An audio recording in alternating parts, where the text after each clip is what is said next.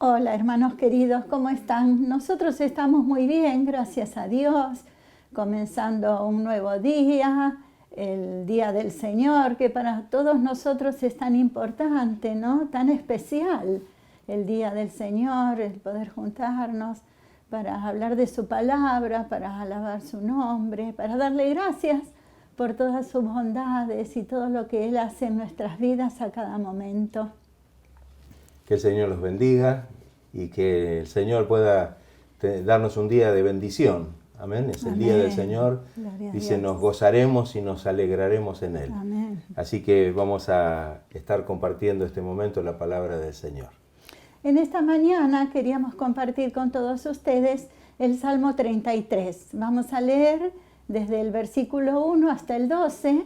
Bueno, leámoslo todos juntos, ¿no? Ustedes allí, nosotros acá compartimos la lectura.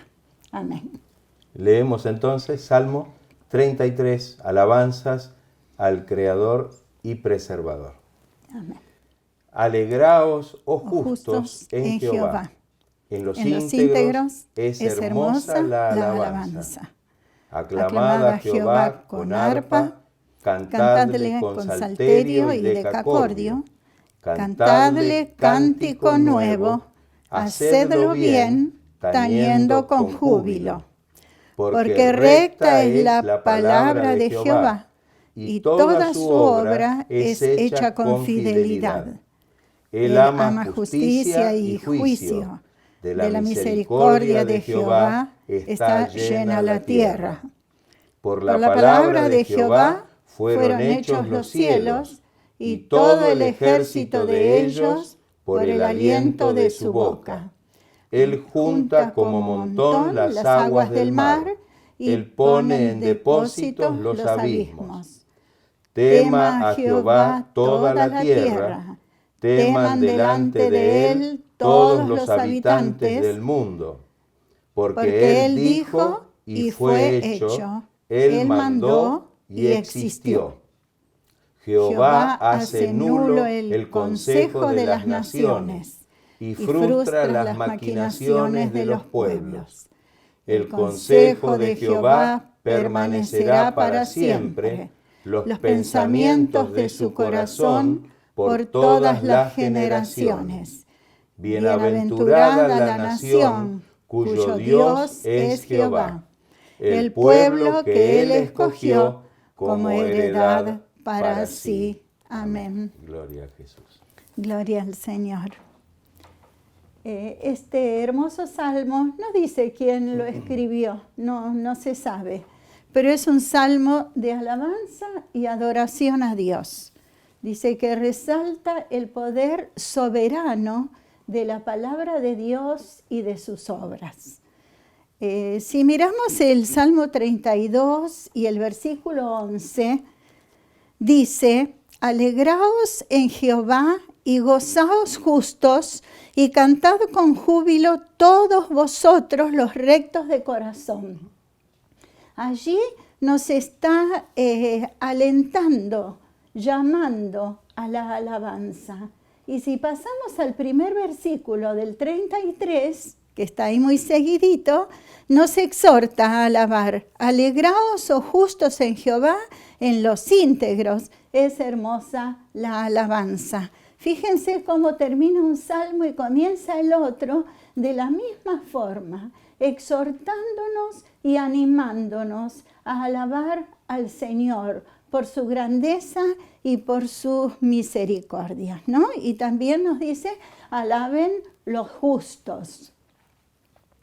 Muy bien, saben que el Señor Dios es el proveedor de la justicia.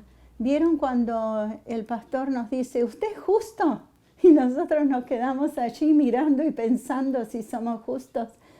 Somos justificados por el gran amor y la misericordia de nuestro Señor. Él nos justificó, nos hizo justos por la fe. Si pensamos en Romanos 5:1, dice, justificados pues por la fe, tenemos paz para con Dios por medio de nuestro Señor Jesucristo. Quiere decir que por la fe en nuestro Señor Jesucristo, y por la justificación que Él nos dio, somos justos. Entonces aquí el Salmo nos está animando y exhortando a que como justos alabemos y glorifiquemos el nombre de nuestro Señor. Amén. Nos podemos alegrar de muchas cosas en la vida. Nos podemos alegrar de las comodidades materiales o temporales. Y si nos alegramos en esto, es bastante peligroso. Si nos alegramos en nosotros mismos, es vanidad y es necedad. Si nos alegramos en el pecado, ¿qué pasa? Es la perdición. Por eso la palabra del Señor nos anima a alegrarnos y a gozarnos en el Señor, porque esta alegría y este gozo es celestial y es eterno, ¿no? Quiere decir que la palabra nos quiere encaminar hacia una vida espiritual, santa, pura, de justicia, delante de su presencia. Los justificados por Dios, que somos nosotros, tenemos una responsabilidad mayor sobre esto. Dios quiere que justamente por haber sido justificados por el Señor, debemos tener un espíritu de alabanza, de agradecimiento a Dios, de todo nuestro corazón. Poder alabar y adorar a nuestro Señor de todo nuestro corazón, no solo con nuestra boca, sino con el corazón. Y no solamente alabarle o adorarle es cantarle, sino que también es entregar nuestra vida en adoración a Él, que todos nuestros actos, que todo lo que hacemos, que todo lo que decimos tenga que ver con la adoración a nuestro Señor Jesucristo. Que podamos ser un verdadero testimonio de que el Señor nos justificó, de que el Señor nos cambió la vida, de que el Señor nos limpió del pecado, nos libró, nos dio la libertad del pecado. Y hoy debemos alabarle, glorificarle y adorarle con nuestro canto y con nuestras actitudes. En los íntegros es hermosa la alabanza. Cualquiera puede alabar al Señor, cualquiera puede cantarle, puede alabar su nombre. Pero la palabra del Señor nos dice, o el salmista en este caso nos está diciendo, que en los íntegros y en los rectos de corazón es hermosa la alabanza y es la alabanza que llega al trono de la gracia. Así que cuánto más, qué responsabilidad tenemos, cuánto más debemos alabar y glorificar el nombre del Señor. Una persona recta es una persona sin decepción, es una persona que no tiene doblez, es una persona cuyo corazón es íntegro, ¿no? Vive en integridad delante de la presencia de Dios. Y si miramos el Salmo 32:2, que estamos viendo que tiene mucha relación con el 33, nos dice, bienaventurado el hombre a quien Jehová no culpa de iniquidad y en cuyo espíritu no hay engaño. Gloria al Señor por su palabra. Dice, en cuyo espíritu no hay engaño, que sería lo opuesto de lo perverso, ¿no? Como menciona la Biblia. Y en Proverbios 8:8 nos dice, justas son todas las razones de mi boca, y no hay en ellas cosa perversa ni torcida.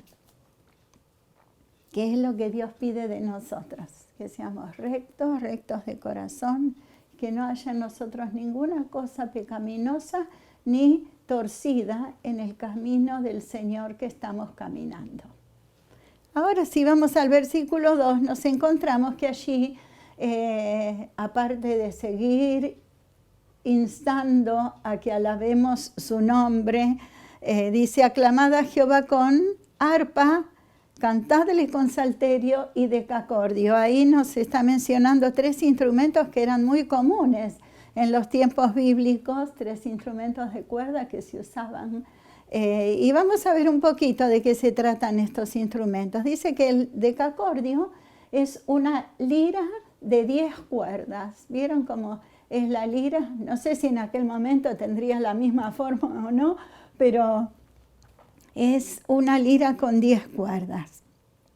El arpa, que es un instrumento muy antiguo, parece que es el más antiguo porque aparece en Génesis 4:21. Así que fíjense desde qué tiempo ya se usaba el arpa, ¿no? Y aparece aquí en los Salmos, en el Salmo 33, la primera vez que aparece el arpa. Y era pequeña, era un instrumento pequeño como para llevarlo encima. Dice que David era famoso por ejecutar el arpa, tenía habilidad para eso, y si nosotros leemos la historia de David y aún encontramos en los Salmos, los que él escribió, cómo menciona el arpa y cómo nos muestra que él usaba mucho este instrumento. Y el salterio o lira también se menciona por primera vez en Primera de Samuel. Dice que es posible que haya sido de mayor tamaño que el arpa, y parece que el salterio ejecutaba las notas más graves en el acompañamiento. Así que bueno, ahí pudimos ver de qué se trata cada instrumento que eran tan comunes y tan usados en los tiempos bíblicos.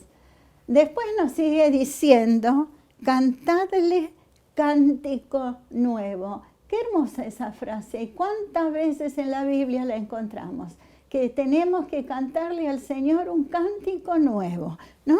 El mejor que podamos cantar, esa alabanza que salga de lo profundo de nuestro corazón, porque es para nuestro Señor, el canto de los redimidos. Y si leemos en el Salmo 149:1, nos dice, cantad a Jehová cántico nuevo, su alabanza sea en la congregación de los santos. ¿Y cuál es la congregación de los santos? La congregación de los que fuimos redimidos por la sangre de nuestro Señor Jesucristo. Maravillosa exhortación y maravilloso aliento nos da para que siempre tengamos un cántico nuevo en nuestro corazón y en nuestra boca, para darle a nuestro Señor, que ha dado todo por nosotros y que nos ha limpiado y nos ha librado del pecado y de la condenación. La palabra de Dios, como dije, nos exhorta a cantar con acompañamiento de instrumentos, porque ven que si en la Biblia los menciona, es porque nos está diciendo que tenemos que cantar acompañados de instrumentos, ¿no? Instrumentos de cuerda, instrumentos de viento, instrumentos de percusión, y si leemos el Salmo 50, allí nos da una gran variedad de instrumentos. Bueno, allí está mencionando lo que eran propios de ese tiempo. Bueno, tal vez ahora en nuestra época se han agregado otros instrumentos, pero vemos que al Señor le agrada que alabemos y glorifiquemos su nombre con nuestra voz, pero que también ejecutemos instrumentos para alegrar. ¿Vieron qué lindo? Cuando escuchamos la música, cuando los instrumentos tocan, ¿no? Cuando los músicos están unidos en un mismo espíritu y tocan, nos quedamos escuchando la participación de cada instrumento, y qué bendecido que es, y qué alegría, cómo alegra el corazón, cómo alegra el espíritu.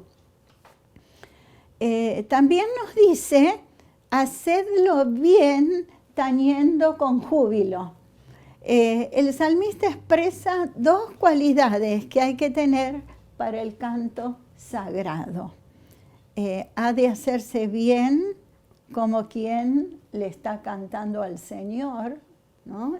Nuestro Señor merece lo mejor. Y si en algún momento nos hemos equivocado y en muchas oportunidades hemos dicho, bueno, el Señor sabe que tratamos de hacer lo mejor y Él conoce el corazón y cantamos como salga, salga. No. Señor merece lo mejor, nuestro esfuerzo, nuestra preparación, nuestra dedicación y nuestra devoción a lo que estamos haciendo, porque Él se merece siempre lo mejor, porque Él nos dio lo mejor. Dios nos dio a su Hijo. Así que nosotros, en la medida que podamos, debemos darle lo mejor. Y saben que también es muy importante y muy necesario capacitarse. Dios nos da talentos. Tenemos los talentos naturales que ya vienen cuando uno, con nosotros. Cuando uno nace ya trae capacidades y talentos.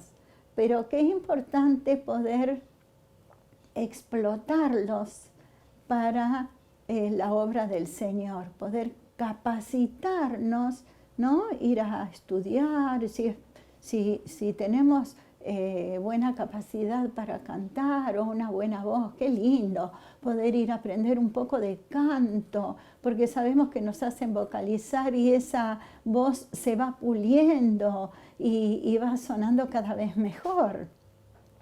Y también con los instrumentos. Me maravillo cuando veo a los chicos tocar sin tener ningún conocimiento de música, pero les sale, ponen las manos en el instrumento y suena tan hermoso y suenan melodías tan lindas.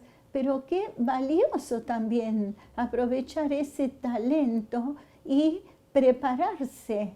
Aparte de lo que uno sabe naturalmente, poder estudiar y poder capacitarse, porque cuanto más nos capacitamos, más se nos amplía la posibilidad de hacer las cosas cada vez mejor y que suenen cada vez más lindas.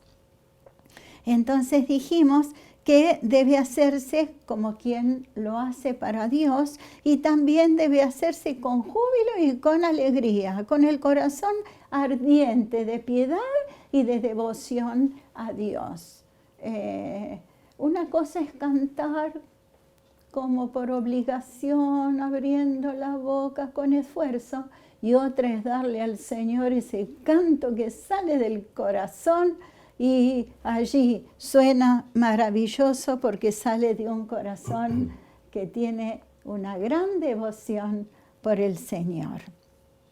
Lo que se canta para el Señor ha de tener lo mejor de todos nosotros, pero también lo mejor de nuestra cabeza y lo mejor de nuestro corazón. Todo tiene que ser una combinación, estar preparado todo nuestro cuerpo, todo nuestro ser para presentar delante del Señor la alabanza que le vamos a brindar. Esta es la alabanza que le va bien a los rectos y la que le conviene cantar al pueblo de Dios. Una alabanza que salga de lo profundo del corazón. Amén. Amén. Seguimos con los versículos 4 y 5 que dicen así: porque recta es la palabra de Jehová y toda su obra es hecha con fidelidad. Él ama justicia y juicio. De la misericordia de Jehová está llena la tierra. Son textos maravillosos. Dice que la rectitud y fidelidad de Dios es una razón más para poder alabar y para poder bendecir su nombre. Su palabra y su obra, que son las dos cosas que se mencionan en estos versículos, siempre van unidas, son inseparables. No podemos separar la palabra de Dios de las obras de Dios, porque cuando Dios habla, realmente allí se produce la obra. Amén. El propósito de esa palabra se cumple porque esto es lo que Dios hace. Y aquí radica nuestra confianza y nuestro gozo. La palabra de Dios nunca, jamás vuelve vacía. Siempre tiene un propósito y se cumple. Esto lo dice el profeta Isaías, allí en el capítulo 55, los versículos 10 y 11. Dice, porque como desciende de los cielos la lluvia y la nieve, y no vuelve allá, sino que riega la tierra, y la hace germinar y producir, y da semilla al que siembra y pan al que come, así será mi palabra que sale de mi boca. No volverá a mí vacía, sino que hará lo que yo quiero, y será prosperada en aquello para que la envíe. Qué hermoso saber que cuando Dios pronuncia su palabra, esa palabra se cumple. No vuelve vacía a Dios, sino que, como bien dice el texto, así como en esta metáfora, llega la palabra, llega la bendición de Dios y produce, hace germinar, producir, dar semilla y pan al que come. Y yo digo, todo esto muestra el efecto poderoso de la palabra del Señor. Dios muestra en su palabra, que es su revelación escrita, y lo hizo siempre, en distintas épocas, en distintos tiempos, de diferentes maneras, pero muy especialmente a través de la palabra viviente, del Verbo divino, que es nuestro Señor Jesucristo. Hay un texto muy hermoso en la carta a los Hebreos, capítulo 1 y versos 1 y 2.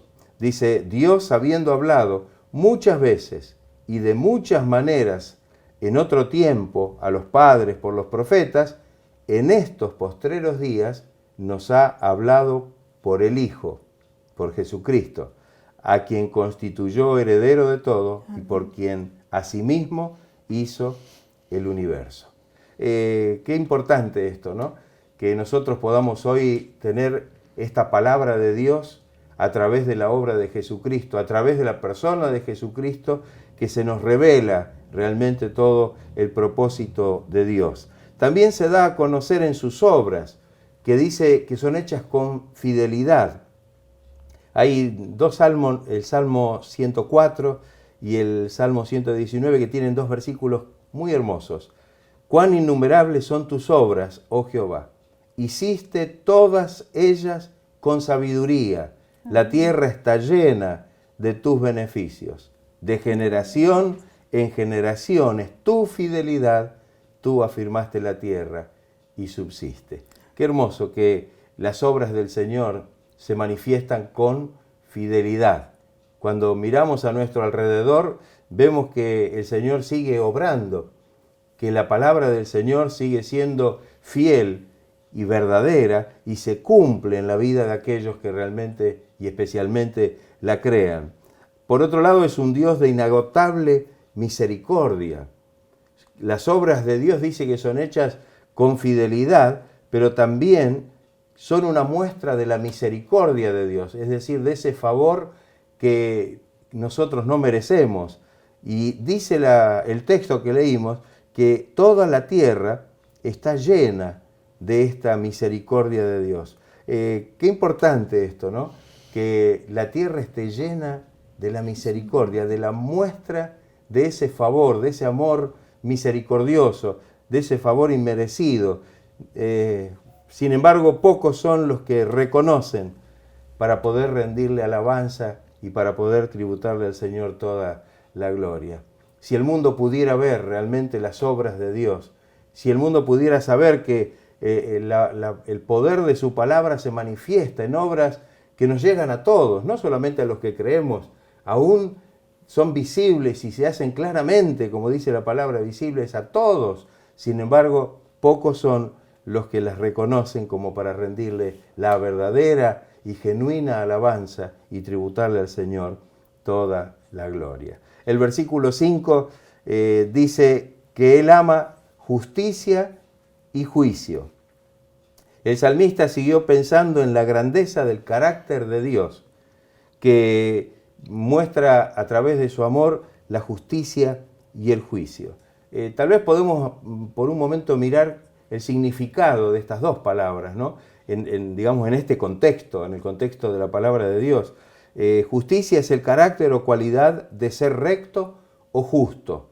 Designa el perfecto acuerdo, en el caso de Dios, de su naturaleza y sus actos, en lo cual se muestra qué es lo que Dios quiere en realidad también para nosotros. Amén.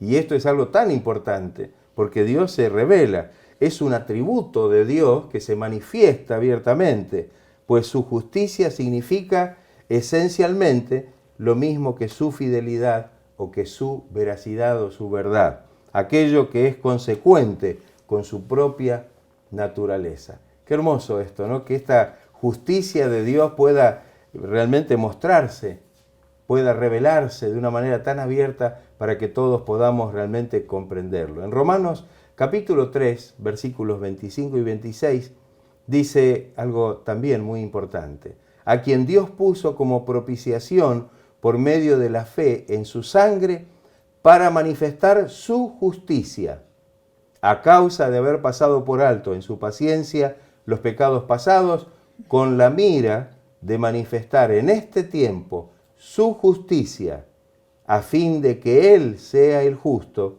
y el que justifica al que es de la fe de Jesús. Es decir, que este texto habla de la justicia de Dios, que está manifestada a través, como bien dice este texto, de la obra redentora de nuestro Señor Jesucristo, que es suficiente para mostrar a los hombres que Dios no es indiferente ante el pecado, ni lo considera de una manera ligera, sino todo lo contrario, demuestra una santidad que tiene que hallar en su expresión en la condena del pecado. Qué importante esto, ¿no?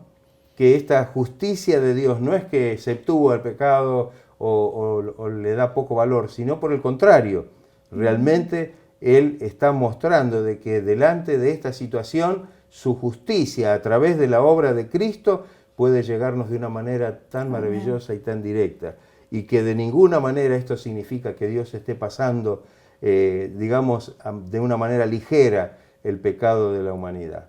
En cuanto a la palabra juicio, denota una decisión con la mayor frecuencia en un sentido legal y especialmente de juicio divino.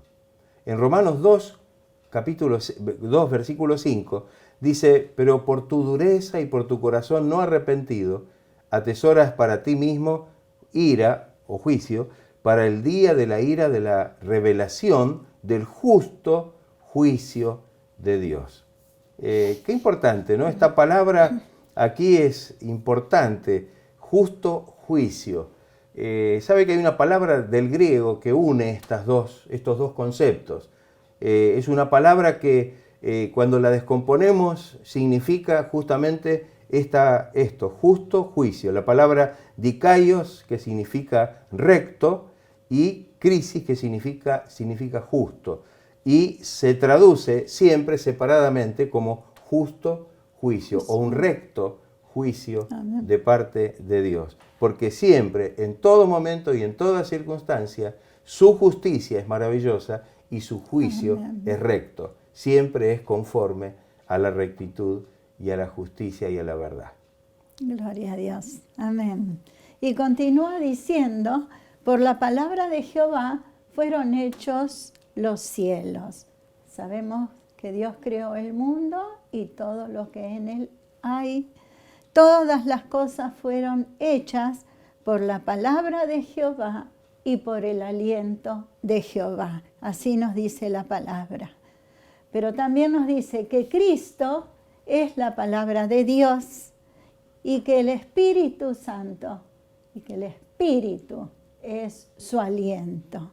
Así que Dios Padre hizo el mundo, lo redime por medio de su Hijo Jesucristo y lo regenera por medio de la obra del Espíritu Santo.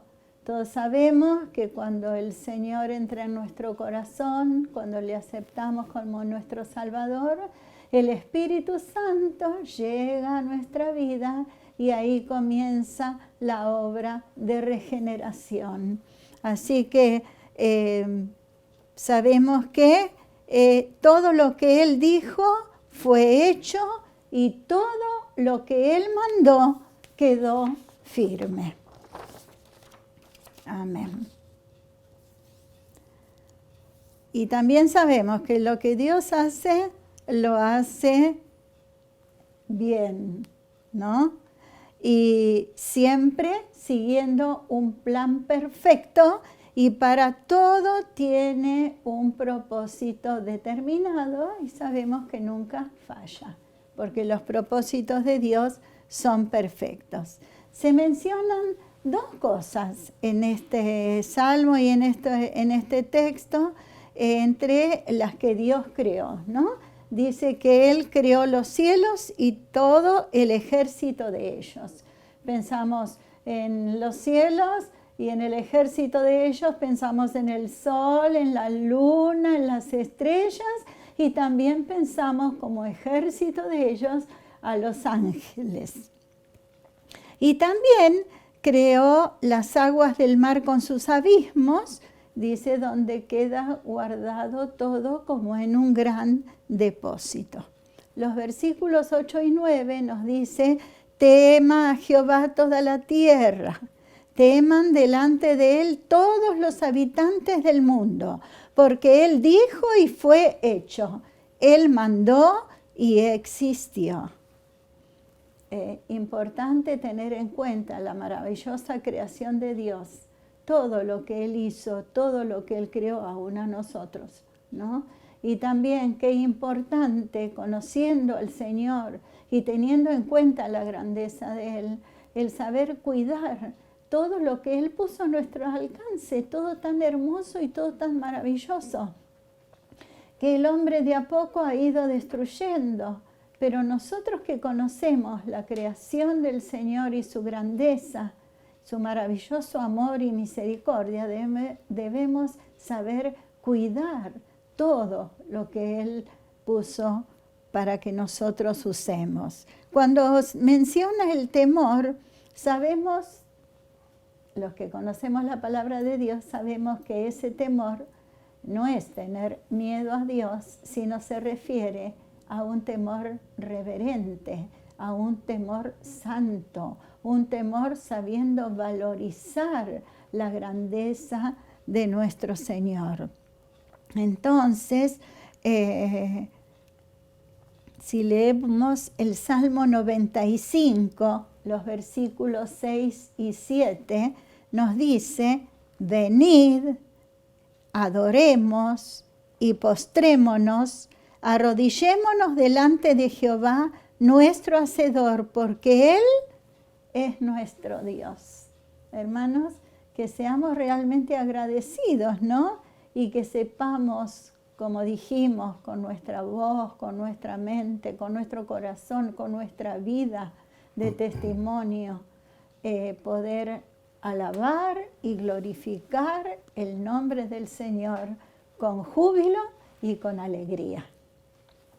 Los últimos versículos, del 10 al 12, dicen: Jehová hace nulo el consejo de las naciones y frustra las maquinaciones de los pueblos. El consejo de Jehová permanecerá para siempre, los pensamientos de su corazón por todas las generaciones. Bienaventurada la nación cuyo Dios es Jehová, el pueblo que Él escogió como heredad para sí. Aquí el salmista pasa del poder de Dios que se manifiesta en su creación a su soberanía en la historia. Jehová, dice, hace nulo el consejo de las naciones. Ahora él alaba a Dios por su mano activa de dirección a través de la historia de la humanidad.